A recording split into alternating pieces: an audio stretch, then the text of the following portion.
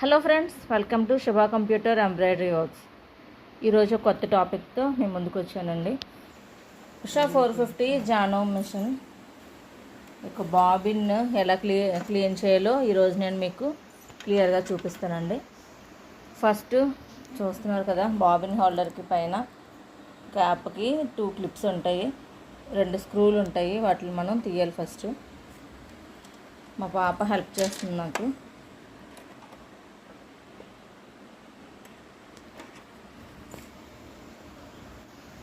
తర్వాత స్క్రూలు తీసేసిన తర్వాత టర్నర్ స్క్రూతో ప్లేట్ని కొంచెం పైకి లేపితే వస్తుందండి. దాన్ని బయటకు తీసేస్తే ఇంపార్టెంట్ విషయం ఏంటంటే, ఎప్పుడు మెషిన్ క్లీన్ చేసినా లేకపోతే ఆయిలింగ్ చేసినా కూడా మెషిన్ స్విచ్ ఆఫ్ చేసి అప్పుడు చేయాలండి. ఆన్లో మాత్రం ఉంచకూడదు. ఆ విషయాన్ని గుర్తుపెట్టుకోండి. పైకి ఆ తర్వాత చూడండి, ఆ లోపల ఎంత డస్ట్ ఉందో. వీక్లీ 1 క్లీన్ చేయాల్సి ఉంటుందండి. ఒకసారి చేస్తాం కదా మళ్ళీ చేయక్కర్లేదు అనుకుంటే కుదరదు. వర్క్ చేస్తూ ఉన్నా సరే, వర్క్ చేయకపోయినా కూడా లోపల డస్ట్ మాత్రం పట్టేస్తూ ఉంటుంది. ఇది పెద్ద కష్టమైన పని ఏం కాదండి, చాలా ఈజీ ప్రాసెస్సే. స్మూత్గా ఉండే క్లాత్ ఒకటి తీసుకోవాలి. ఫస్ట్ తీసుకుని క్లాత్ తోటి ఇదంతా కూడా చూసారా ఎంత డస్ట్ వచ్చిందో. అప్పుడప్పుడు చిన్న చిన్న దారాలు కూడా కట్ అయిపోయి అక్కడ స్ట్రక్ అయిపోతాయండి. వాటిని కూడా మనం క్లీన్ చేసుకోవాలి. వీక్లీ వన్స్ అయినా సరే ఈ విధంగా క్లీన్ చేసుకుంటూ ఉంటే మిషన్ రిపేర్లు ఏమి రాకుండా ఎక్కువ రోజులు బాగా పనిచేస్తుంది అన్నమాట.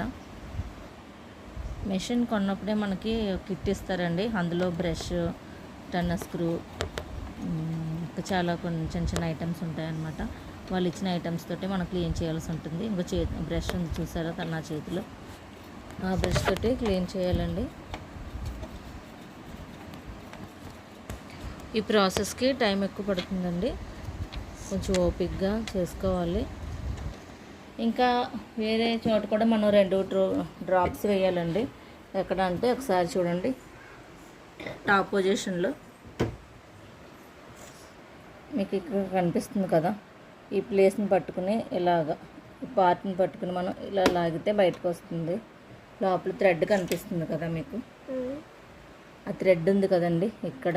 ఈ థ్రెడ్ మీద కూడా 2 డ్రాప్స్ వేసుకోవాలి. వేసుకుంటే మిషన్ బాగా పనిచేస్తుంది అనమాట. మళ్ళీ బాబిన్ని హోల్డర్లో పెట్టడానికి ఫస్ట్ చూడండి, ఇక్కడ ఒక రెడ్ కలర్లో పాయింట్ కనిపిస్తుందా మీకు?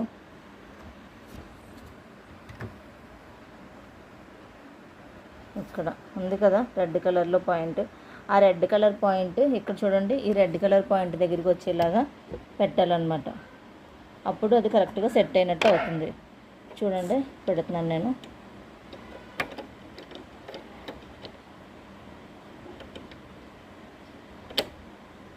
చూడండి, 2 దగ్గరగా స్ట్రైట్గా వచ్చాయి కదా ఈ రెడ్ కలర్ పాయింట్స్ 2. అప్పుడు అది కరెక్ట్గా పెట్టినట్టు అర్థం అన్నమాట. క్లీన్ చేసేసిన తర్వాత ప్లేట్ మళ్ళీ యథావిధిగా పెట్టేసి దానిపైన ఉన్న స్క్రూలు కూడా టైట్గా బిగించేయాలండి. బాబిన్ హోల్డర్ క్లీన్ చేయాలన్నా లేకపోతే ఆయిలింగ్ చేయాలన్నా కూడా ఏ రిపేర్లు చేసినప్పటికీ కూడా పవర్ ఆఫ్ చేసి చేయండి, ఆన్లో మాత్రం చేయొద్దు. ఈ విషయాన్ని మాత్రం తప్పకుండా ముఖ్యంగా గుర్తుపెట్టుకోండి. ఇంకా ఎవరైనా నా ఛానల్ని సబ్స్క్రైబ్ చేసుకోలేనట్లయితే సబ్స్క్రైబ్ చేసుకోండి. ప్లీజ్ లైక్ చేయండి, షేర్ చేయండి, నన్ను ఎంకరేజ్ చేయండి. Thank you very much.